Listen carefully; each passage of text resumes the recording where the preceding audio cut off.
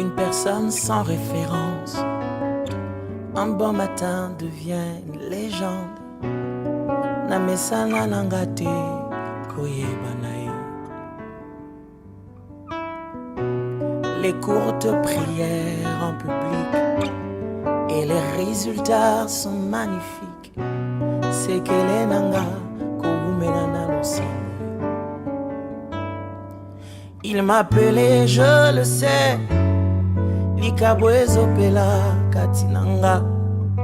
Namituni pona nini Ezo umela Yakolobe zebele. Bonsoir chez vous, paix et grâce, chez vous dans vos maisons, dans vos familles, vous qui nous suivez en ces moments. Nous sommes encore dans la joie de vous retrouver dans cette tranche d'ATK dans cette tranche avec votre structure ATK Édification et cette tranche qui est communément appelée temps d'édification.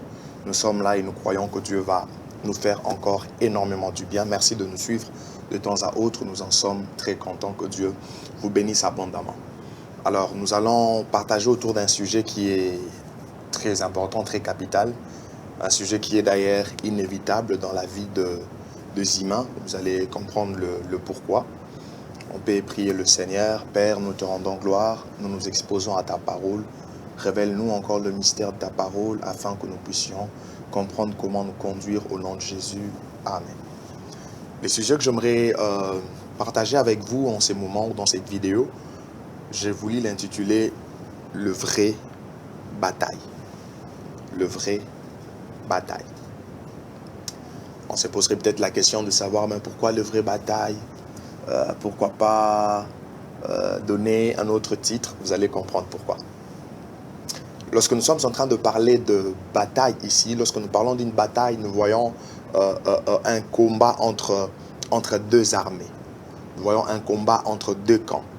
C'est un peu comme aujourd'hui, nous sommes en train de voir tous comment est-ce qu'il y a une guerre qui est en train de se livrer entre la Russie et l'Ukraine. Comment est-ce qu'ils sont en train de combattre? C'est-à-dire il y a des camps, il y a un combat entre deux camps. C'est une lutte quand on parle de la bataille. C'est une lutte entre deux personnes. C'est une opposition. Nous sommes en train de voir un affrontement. Nous sommes en train de voir une guerre. C'est-à-dire qu'il y a des camps opposés qui sont en affrontement, qui sont en train de se battre et un camp va prendre le dessus sur l'autre, ainsi de suite. Question de pouvoir atteindre leurs objectifs ou sauvegarder leurs intérêts. Alors, lorsque nous disons vraie bataille, c'est simplement parce qu'il existe de batailles de moindre importance. Nous ne disons pas que le bataille pour lequel nous allons essayer de parler dans cette vidéo sont les seules batailles qui existent, mais nous avions voulu parler de vraies batailles juste en raison d'importance, pour dire qu'il y a d'autres batailles qui sont de moindre importance. Il existe de batailles qui sont beaucoup plus prépondérantes. Il existe de batailles qui nous influencent beaucoup plus. Il existe de batailles qui ont une plus grande influence sur nos vies. Donc, c'est sur ces batailles que nous allons essayer de polariser notre attention et nous croyons que Dieu va nous faire énormément du bien. C'est ça le sens de ces messages que nous sommes en train d'aborder avec vous déjà à l'introduction. Alors, nous pouvons nous fixer sur le texte d'Éphésiens chapitre 6, verset 12. Si Dieu nous fait grâce dans notre prochaine vidéo, je reviendrai encore sur ces textes pour nous parler en profondeur des esprits auxquels nous sommes confrontés. Éphésiens chapitre 6, verset 12, lorsque vous lisez dans la Bible de Louis II, il est dit « Car nous n'avons pas à lutter contre la chair et le sang, mais contre les dominations, contre les autorités, contre le prince de ces mondes de ténèbres, contre les esprits méchants dans les lieux célestes. » Lorsque vous lisez Darby dit « Car notre lutte n'est pas contre le sang et la chair. » Donc Darby est en train de nous faire voir que notre lutte n'est pas contre le sang et la chair. Donc selon l'expression de Darby, il est en train de nous faire, nous donner en fait, c'est comme si nous étions en train de nous approprier cette lutte pour dire notre lutte. Mais contre le principauté, contre les autorités, contre les dominataires de ce monde, contre la puissance spirituelle méchante qui est dans les lieux célestes. J'ai beaucoup aimé encore la version Parole de vie qui dit non, ce n'est pas contre les êtres humains que nous devons lutter. C'est-à-dire, nous ne devons pas lutter contre les êtres humains. Mais c'est contre de forces très puissantes et qui ont autorité et pouvoir. C'est contre de forces très puissantes qui ont autorité et pouvoir. Nous devons lutter contre ces puissances qui dirigent le monde de la nuit. Contre ces puissances qui dirigent le monde de la nuit, contre les esprits mauvais qui habitent entre le ciel et la terre. Il y a des esprits mauvais qui habitent entre le ciel et la terre. J'aimerais aussi lire Parole vivante, qu'on appelle la version d'Alfred Kwan. Il dit, car ce n'est pas seulement de notre combat à nous qu'il s'agit. Nous n'avons pas à lutter uniquement contre notre nature terrestre. C'est-à-dire, à vrai dire, il y a aussi des combats contre notre nature terrestre, mais nous n'avons pas qu'à lutter à ce niveau-là. Ni contre de simples ennemis mortels. Vous pouvez avoir des batailles, des luttes avec des ennemis mortels, c'est-à-dire sur le plan physique. Mais contre les puissances occultes. Donc c'est là maintenant que nous sommes en train de polariser notre attention en parlant de vraies batailles. Parce qu'ici, on n'ignore pas les autres batailles, mais comme je l'ai dit au début, que ce sont des batailles de moindre importance. Contre les puissances occultes, contre une organisation spirituelle satanique, contre le dictateur invisible, dans les ténèbres, qui veulent contrôler et régir notre monde, contre la légion des esprits démoniaques dans les sphères surnaturelles, véritables agents du quartier général du mal. Donc ça, c'est le sens que d'autres versions nous donnent par rapport à ces textes d'Éphésiens, chapitre 6, le verset 12. En parlant de ces textes ou de ces passages viennent simplement nous démontrer que le vrai bataille, les batailles qui sont réelles, les batailles qui sont prépondérantes, les batailles qui ont beaucoup plus d'influence dans nos vies sont de batailles d'ordre spirituel ou de batailles d'ordre invisible. Parce que lorsqu'on parle du monde spirituel, on peut utiliser l'expression le monde spirituel, tout comme on peut parler du monde invisible. Donc ici, l'apôtre Paul est en train d'éveiller la conscience des enfants de Dieu. Particulièrement, il était question de ces d'Éphèse pour leur dire, certes, vous pouvez avoir de batailles, vous pouvez avoir des combats, vous pouvez avoir des luttes sur le plan physique, mais sachez-le que notre combat à nous est principalement un combat qui est spirituel. Notre combat à nous est principalement un combat qui est d'ordre invisible. Ce n'est pas d'abord physique. Ce n'est pas d'abord physique, c'est un combat spirituel. C'est un combat d'ordre spirituel. Mais ce que nous venons de lire ici dans Éphésiens chapitre 6, le verset 12, peut être confirmé par plusieurs autres textes de la Bible, surtout lorsque vous rentrez dans l'Ancien Testament. Lorsque vous scrutez Exode chapitre 17, verset 8 à 13, vous verrez qu'il est question d'Israël qui est en train de combattre contre Amalek. Israël sort d'Égypte, il sort de l'esclavage.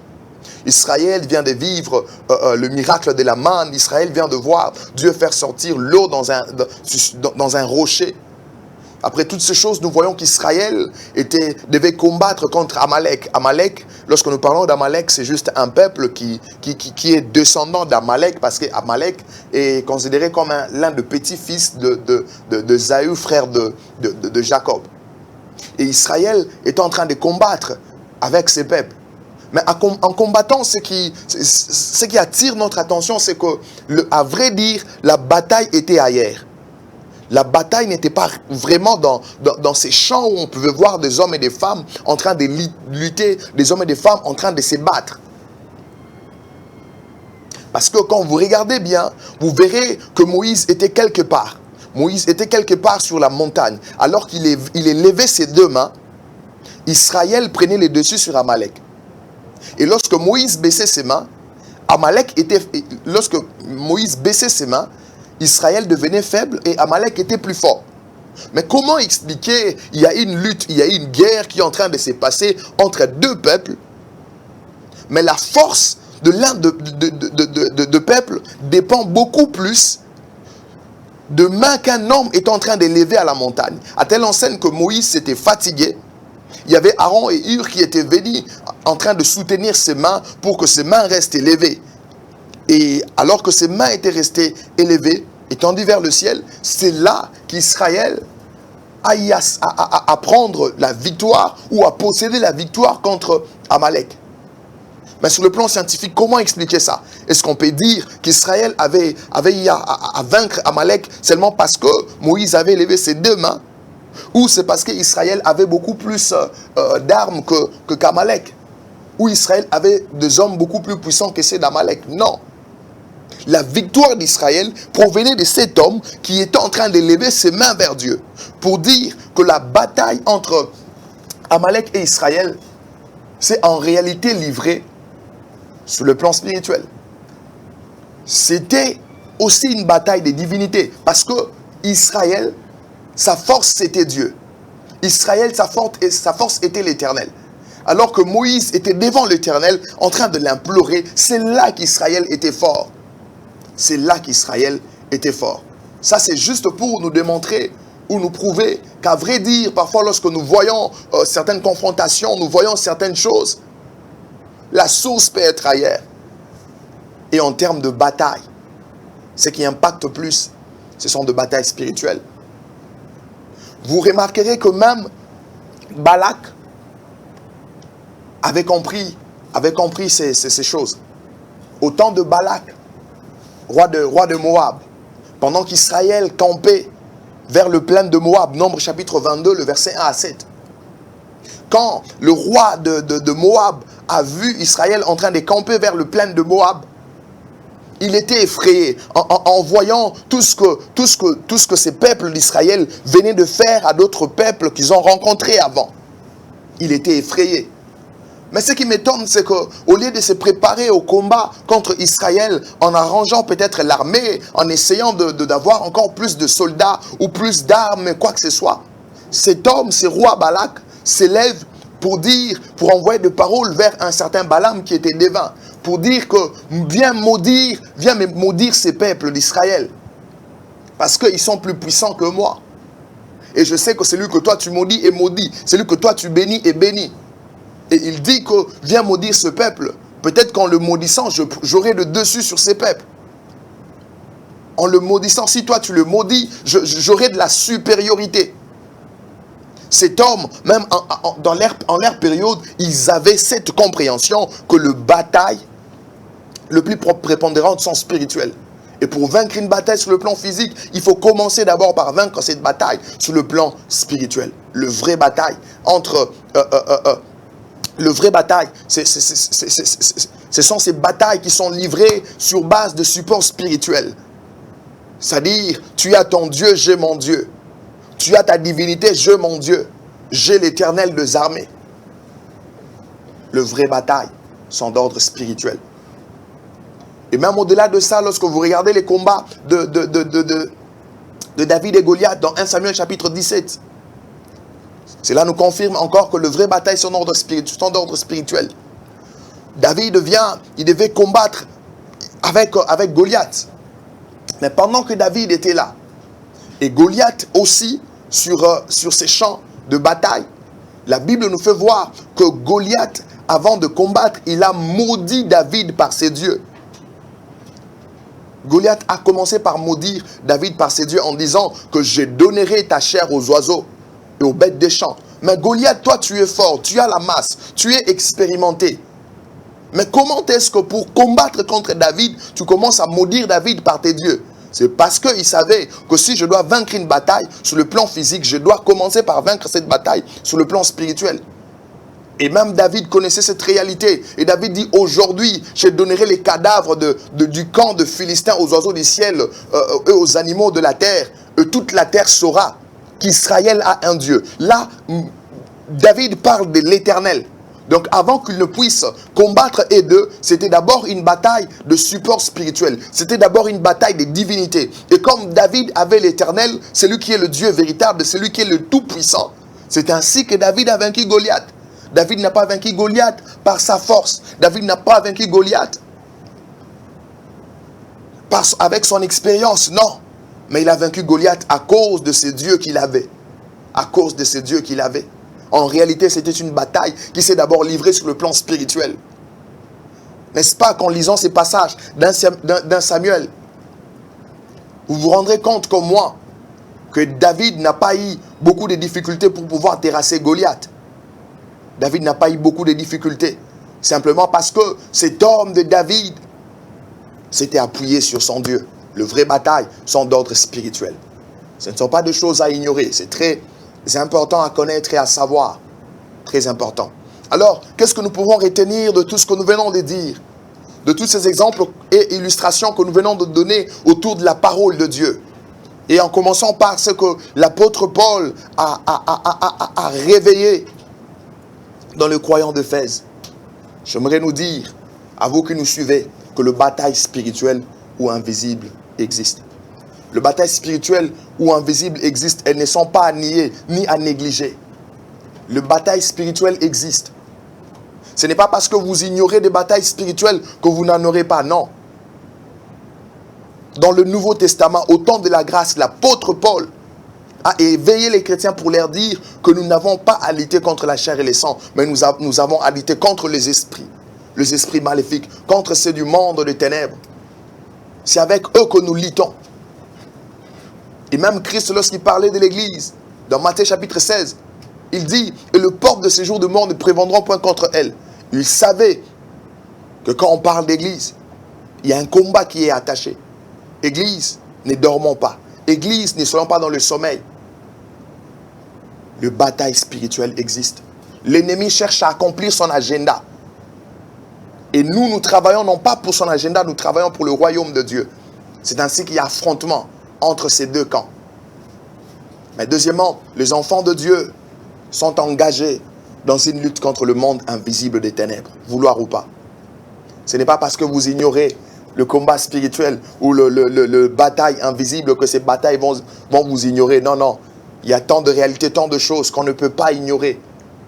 Parce que si vous ignorez ces batailles, ça finira par vous rattraper.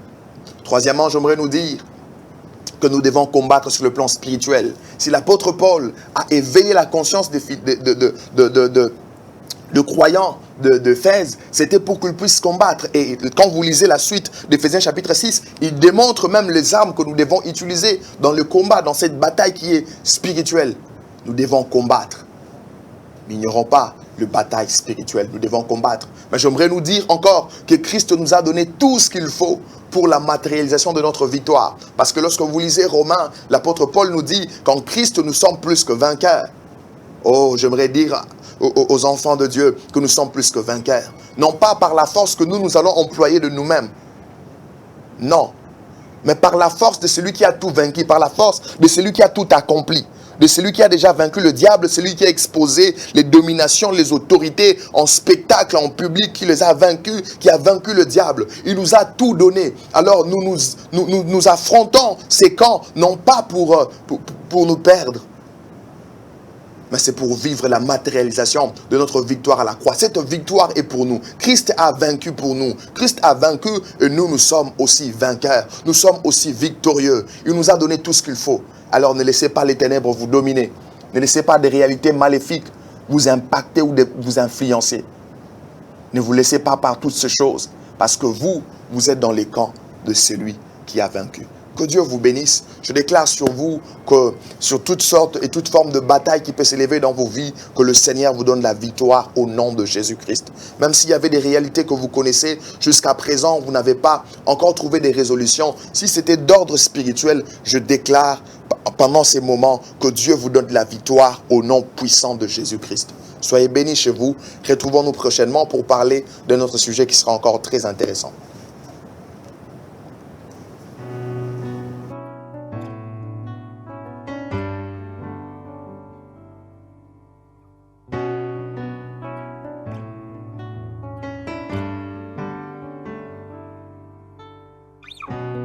Une personne sans référence, un bon matin devient une légende. Namesana nangate koyebanae. Les courtes prières en public et les résultats sont magnifiques. C'est que les nanga koumenana l'océan. Il m'appelait, je le sais. Likabwezo pela katinanga na mituni pona nini ezo umela ya koloba eza ebele